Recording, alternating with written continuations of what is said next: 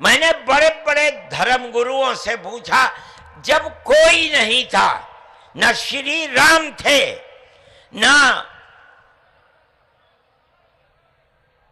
ब्रह्मा थे, न शिव थे, जब कोई नहीं था तो सवाल पैदा होता है कि मनु पूजते किसको थे। कोई कहता है कि शिव को पूजते थे, लेकिन उनके पास इल्म नहीं है। बहुत कम लोग ये बताते हैं कि मनु कुछ नहीं था दुनिया में, वो ओम को पूजते थे। मैंने कहा ओम कौन है?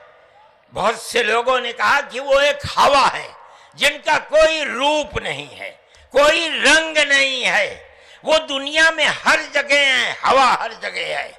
उन्होंने आसमान बनाया, उन्होंने जमीन। मैंने कहा कि अरे बाबा, इन्हीं को तो हम अल्लाह कहते हैं।